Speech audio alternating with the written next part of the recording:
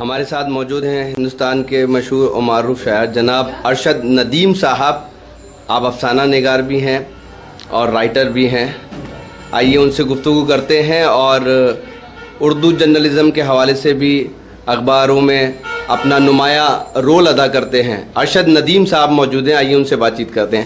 ارشد ندیم صاحب, شاعری کو لے کر اگر بات کریں تو آپ کیا سمجھتے ہیں شاعری کیا ہے؟ اس کی آپ اسے ڈیفینیشن کیا سمجھتے ہیں؟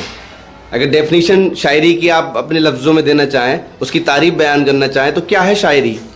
شاعری دراصل اپنے احساسات قلبی, جن کے جو احساسات ہیں ان کے اظہار کا نام.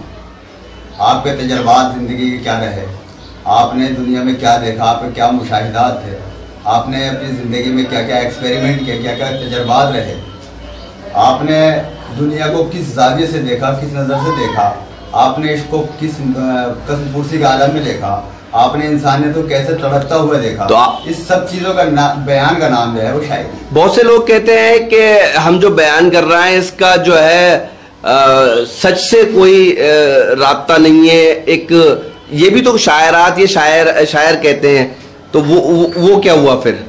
سوری, بہت سے شاعر, یہ شاعرات یہ کہتے ہیں کہ اس کا حقیقت سے لینا نہیں ہے کچھ. جس کا حقیقت سے رشتہ نہ ہو وہ شاعری نہیں ہوتی. شاعری وہی ہے جس کا تعلق حقیقت سے ہو. یہ جو خواب و خیال کی باتیں بیان کرنے والے ہیں, تو معاف کیجئے گا, شاعری میں تو بہت سی باتیں ایسی کی جاتی ہیں. وہ تو الگ بات ہے کہ شعر میں دعویٰ کیا ہے, دلیل کیا ہے, لیکن بہت سی باتیں ایسی ہوتی ہیں جو خیال و گما تک ہوتی ہیں, لیکن اس کا اگر زمینی حقیقت پہ دیکھیں تو بہت کچھ پریکٹیکل ممکن نہیں ہوتا. اگر آپ شعر میں زبان کی بات کریں جی, تو شاعری اصل میں زبان جو ہے ایک وسیلہ ہوتی ہے مفہوم تک پہنچنے کا. جی, لفظ آپ کی انگلی پکڑ کے شعر کے مضمون یا مفہوم تک پہنچاتے ہیں. جی, ان میں تشبیہات, جسے سمکری کہتے ہیں انگریزی میں, جی, بب علامتیں, جی, یا استعارے, یہ چیزیں جو ہیں ان کا سہارا لیا جاتا ہے. اور یہ واقعی کبھی کبھی ایسا لگتا ہے کہ جیسے مافوق الفطرت ہیں, آدمی کی عقل سے پرے کی ہیں, لیکن وہ عقل سے پرے کی نہیں ہوتی ہیں. مثال سے آدمی کی بات کیونکہ جلدی سمجھ میں آ جاتی ہے, اس لیے مثالوں کا, تشبیہات کا, استعاروں کا سہارا شاعری میں لیا جاتا ہے. اور وہ اس کے پیچھے حقیقت ہی ہوتی ہے, کوئی نہ کوئی سچا واقعہ ہوتا ہے جس کو شاعر اپنے طور پر بیان کرتا ہے. ہاں البتہ وہ چیزیں جو دماغ سے اوپر کی ہوں, جو زمین سے نیچے کی ہوں, جن کا عقل سمجھ سے کوئی تعلق نہ ہو, وہ کچھ اور ہو سکتا ہے, شاعری نہیں ہو سکتی. تو ارشد ندیم صاحب, شعراء کے بیچ ایک بحث ہے آج. وہ کہتے ہیں غزل وہی تھی جس میں محبوب کی شان میں جو ہے قصیدے پڑھے جاتے تھے, اس کے لب و رخسار کی بات ہوتی تھی. اب غزل جدید ہو گئی ہے, لیکن کہتے ہیں کہ جس میں صدام حسین کی بات ہو رہی ہے, بش کی بات ہو رہی ہے, ٹھیک ہے, نریندر مودی کی بات ہو رہی ہے, مطلب جو آج کے حالات پہ ہے. لیکن کچھ شعراء کے نزدیک غزل وہی ہے جس میں آج بھی لب و رخسار کی بات ہو. آپ اس بات سے کتنا اتفاق رکھتے ہیں؟ غزل کی جو تاریخ جانتے ہیں جی, انہیں معلوم ہے کہ جب میر کے یہاں غزل تھی جی, تو تب بھی وہ محبوب سے بات نہیں تھی. جی, اپنے دنیا کو, اس کی محبوب جو تھی وہ تمام دنیا تھی. جی, غالب کے یہاں آئی, غالب نے اس میں فلسفہ پیش کر دیا, جی, ایک نئی سوچ دی. جی, پھر بھی محبوب سے بات کہیں نہیں ہوتی تھی. جی, جب داغ کے یہاں غزل آتی ہے تو تھوڑی سی جو ہے وہ غزل لچکا لیتی ہے اور وہ محبوب کے ہو کے رہ جاتی ہے. لیکن وہ کوئی بہت زیادہ مقبول شاعری نہیں ہے.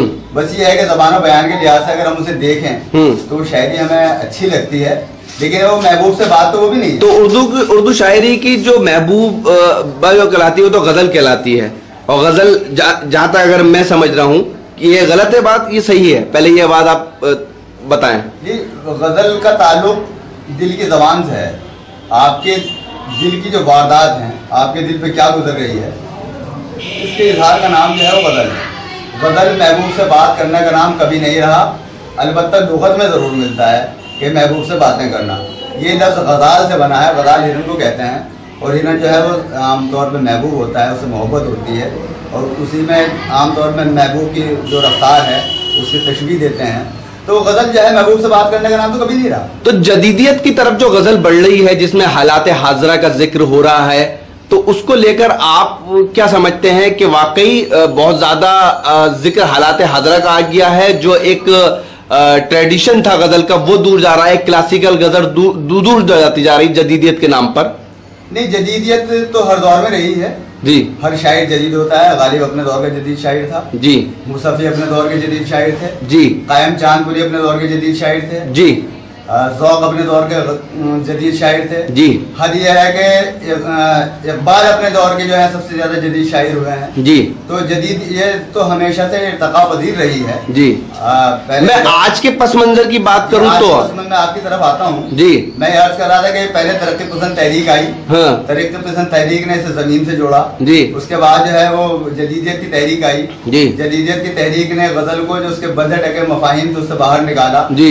آج مابعد جدیدیت کا دور ہے اور مابعد جدیدیت میں بھی شاعری میں تجربے ہو رہے ہیں اور بہت کامیاب بھی ہیں اور مجھے امید ہے کہ وہ کامیاب بھی رہیں گے. ایک بحث اور چل رہی ہے، ایک وہ لوگ ہیں جو منظر عام پر ہیں اسٹیج کے ذریعے شاعری کے مشاعروں کے ذریعے، ایک وہ لوگ ہیں جو جدائد اور رسائل تک محدود ہیں. ان میں آپس میں ایک جنگ چل رہی ہے، بحث چل رہی ہے.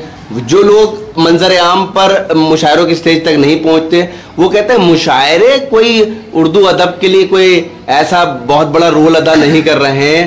اور آپ اس بات سے کتنا اتفاق رکھتے ہیں؟ دیکھیے مشاعرے آج کے مشاعرے کی بات ہو رہی ہے جی. میں آج کے دور کے جی آج کے دور میں بھی اور پچھلے دور میں بھی مشاعرے ہمیشہ اردو کی ترویج کا ذریعہ رہے ہیں جی. جو لوگ یہ کہتے ہیں کہ صاحب جو رسائل اور جرائد سے جو اردو پھیل سکتی ہے ذرا مشکل سا کام لگتا ہے اور یہ میرا خیال میں ممکن بھی نہیں ہے جی. آج اردو سے تقریباً اردو والے بھی ناولد ہیں. جہاں تک اسٹیج کی بات ہے اسٹیج نے جو ہے اردو کی لاج رکھی ہوئی ہے. آج جو مشاعرے ہو رہے ہیں ان سے پتہ چلتا ہے کہ ہمارا ادب کس سمت جا رہا ہے، ہماری شاعری کہاں ہے. آپ نے کہا کہ ادب کس طرف جا رہا ہے، تو آپ تو خود شاعر ہیں، لٹریچر سے جڑے ہوئے ہیں، آپ تو ادب سے جڑے ہوئے ہیں، رائٹر بھی ہیں، افسانہ نگار بھی ہیں. پھر یہ بتائیے گا پھر جو مشاعروں کے اسٹیج پہ جو شاعری ہے خود آپ جیسے جو شاعر ہیں وہ ان کو کرٹیسائز کرتے ہیں، اس کی آلوچنا کرتے ہیں. شاعری جو ننگے پن میں آ گئی ہے، شاعری جو رقیق بازاروں اور بالکل بکواس قسم کی ہو رہی ہے، اس سے ہمیں ہمیشہ اختلاف رہا ہے اور ہمیشہ ہمارے اساتذہ کو بھی اختلافات رہے ہیں، آج بھی اختلاف ہے. شاعری جو شاعری ہے آج بھی جو اچھے شاعر ہیں اسٹیج پہ سنے جاتے ہیں پسند کیا جاتا ہے. منورانہ کو سب لوگ پسند کرتے ہیں. راحت اندوری کے یہاں بھی بہت اچھی شاعری ہے اور کئی لوگ ایسے ہیں. ابھی میں نے ایک صاحب کو سنا کہ آپ کے معاف کی جگہ جمیل مظہر سیانوی صاحب سیانہ کے رہنے والے ہیں جی. بہت اچھی شاعری ہے. ان کا ایک شعر میں آپ کو سناتا ہوں، اس سے آپ اندازہ کر سکتے ہیں کہ شاعری کیا ہے جی. کہ پیار بھی میں نے کیا ہے تو عبادت کی طرح جی. پیار بھی میں نے کیا ہے تو عبادت کی طرح، ایک لمحہ بھی گنہگار کیا ہو تو بتا. یہ شاعری جو ہے ہمیشہ مقبول رہی ہے اور یہ شاعری مقبولیت ہی پیدا کرتی ہے. اس سے لوگ تحریک حاصل کرتے ہیں، اچھی شاعری بھی سنی جاتی ہے. ارشد ندیم صاحب، آج کی نوجوان جو نسل ہے خاص طور پہ جو مبتلا ہے عشق میں محبت میں، ٹھیک ہے، وہ شاعری کی طرف بہت زیادہ راغب ہو رہی ہے.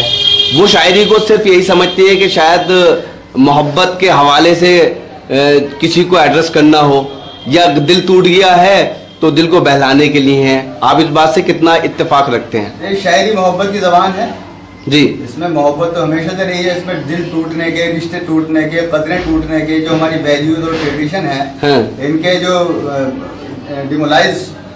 ڈیمولائزیشن ہوا ہے اس کی کہانی بیان کرتی ہے. ہر آدمی کی اپنی کہانی شاعری میں ہوتی ہے. کوئی کسی طرح سے محسوس کر لے، کوئی کسی طرح سے محسوس کر لے. تو چلیے ارشد ندیم صاحب، آپ کا بہت بہت شکریہ شاعری پہ، غزل پہ اور مشاعروں پہ گفتگو کرنے کے لیے. بہت شکریہ آپ کا شفیق صاحب کہ آپ نے راکی ٹاک کے سامنے مجھے آنے کا موقع عنایت فرمایا. آپ کا بھی producer editor Shafiq Khan, presented by Rocky talk. آج ہی اپنے موبائل میں ڈاؤن لوڈ کر لیجئے راکی ٹاک اور بدل لیجئے اپنی دنیا. اگر مشاعرے لائیو ٹیلی کاسٹ کروانا ہے راکی ٹاک پر تو ہم سے کانٹیکٹ کریں 9997640286 اور مشاعرے دیکھنا ہے تو ہماری web site www.rockytalkmedia.com log in کر سکتے ہیں.